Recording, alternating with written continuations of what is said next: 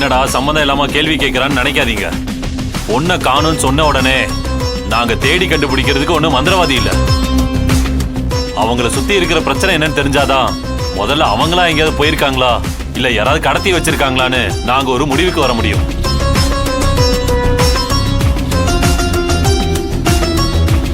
அதனால கேட்ட கேள்விக்கு உண்மையை மட்டும் சொல்லுங்க.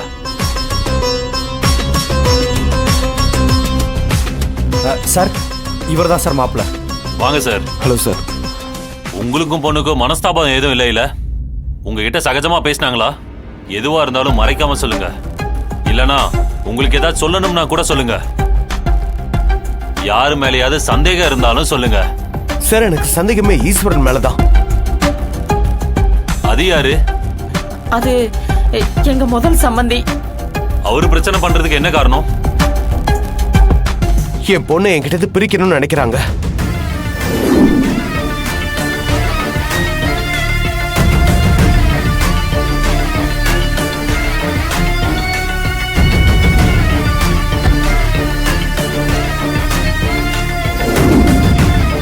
அவர் இந்த கல்யாணத்தை நடக்க விடமாட்டேன்னு மிரட்டினாரு.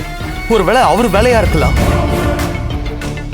ஒரு சந்தேகமும் வேண்டாம். கல்யாண பொண்ணை யாரும் கடத்தல. அவ்வளவுதான் ஓடி போயிருக்கா. இதோ அவ எழுதி வச்சுட்டு ஓடி போன லெட்டர். ஏத்த போலீஸ் வந்தா இந்த தகவல் எல்லாம் சொல்ல மாட்டீங்களா?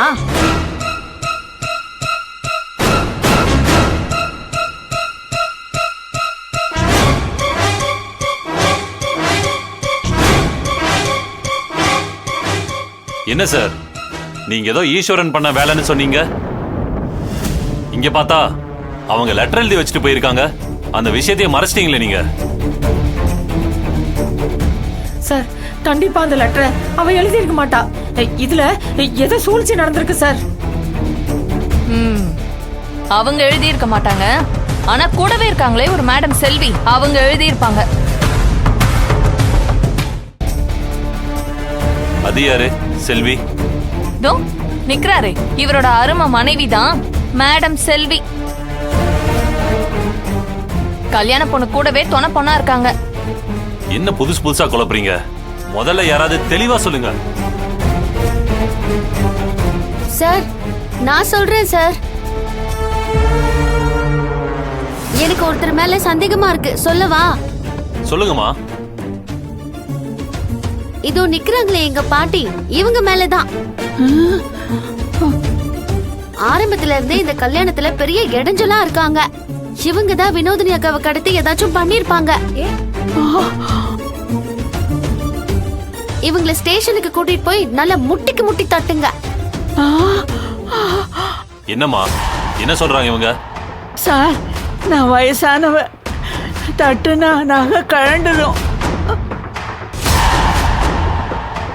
அவ கொஞ்சம் சரி, முதல்ல கல்யாண பொண்ணுக்கு இந்த கல்யாணத்துல விருப்பம் இருக்கா இல்லையான்னு சொல்லுங்க.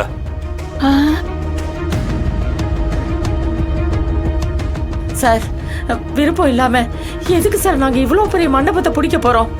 பொண்ணுக்கு விருப்பம் தான் சார். பொண்ணுக்கு விருப்பம் இல்ல சார், நான் சொல்றேன்.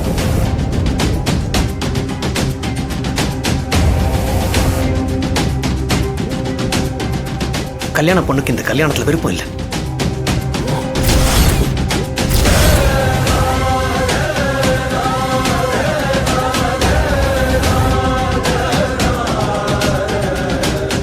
உங்களுக்கு என்னங்க தெரியும்? அவங்க விருப்பம்னு சொன்னாங்களா? எப்ப பார்த்தாலும் புரியாம எதையாவது பேசிட்டு இருக்கீங்க. என்ன சிவா, அவளுக்கு விருப்பம் இல்லாமல நாம இங்க வந்தோம்? கல்யாணத்தை பொறுப்பா நடத்த வேண்டிய நீயே இப்படி சொல்லலாமாப்பா? ஆமா, இவர் யாரு? அந்த பொண்ணுக்கு நீங்க என்ன வேணும்? சார், என்ன பத்தி சொல்லிக்கிற அளவுக்கு ஒன்றும் பெருசா இல்ல. அவங்களுடைய தையல் கடைக்கு பக்கத்துல தான் என்னுடைய கடையும் இருக்கு. அவங்க என்கிட்ட மனசு விட்டு பேசுவாங்க. கல்யாண நாள் நெருங்கிறதுக்கு 2 நாளைக்கு முன்னாடி கூட அவங்க ஒரு தெளிவான முடிவு எடுக்கல. அவ்வளவு ஏன் சார், அவங்க இந்த மண்டபத்துக்கு வரும்போது கூட குழப்பத்தோடு தான் வந்தாங்க. தம்பி, அப்படியெல்லாம் எதுவும் இல்லப்பா. நீயா நினைச்சுக்கிட்டு எதையாவது சொல்லாத. இவன் நமக்கு இடைஞ்சலா இருப்பான்னு பார்த்தா இப்ப நமக்கு சாதகமான வேலை பண்ணிட்டு இருக்கா. எல்லாமே நமக்கு சாதகமா தான் நடக்குது. சார் சார் தம்பி ஏதோ புரியாம சொல்லிட்டு இருக்காரு சார். அவளுக்கு அப்படியெல்லாம் ஒரு எண்ணம் இல்ல. அம்மா தயவு செஞ்சு என்ன தப்பா எடுத்துக்காதீங்க. போலீசார் நம்மகிட்ட கேட்கிற கேள்விகளுக்கு நம்ம உண்மையான பதில சொன்னாதான் அவங்களுடைய விசாரணை சரியான பாதையில போகும். அம்மா இப்ப இந்த கல்யாணம் நடக்கிறத விட வினோதினி எந்த ஆபத்தும் இல்லாம பத்திரமா பாதுகாப்பா வந்து சேரணும், அதான் முக்கியம். அப்போ இவர் சொல்றதை வச்சு பார்த்தா அவங்களுக்கு இந்த கல்யாணத்துல விருப்பம் இல்லாம தான் போயிருக்காங்கன்னு நினைக்கிறேன்.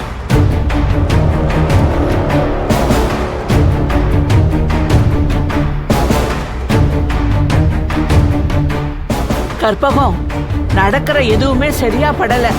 சரியா விசாரிக்காம பண்ண கல்யாணம் ஒண்ணு இல்லைன்னு ஆயிடுச்சு. இப்ப நீ பக்கத்துல இருந்தும் இப்படியா நடக்கணும்? ஆரம்பத்துல இருந்தே இந்த கல்யாணத்துல நடக்கிறது எல்லாமே அபசகுணமா தான் இருக்கு. எப்ப லெட்டர் எழுதி வச்சு இந்த மண்டபத்தை விட்டு ஓடினாலும் அவ இனி நம்ம குடும்பத்துக்கு வேண்டாம்.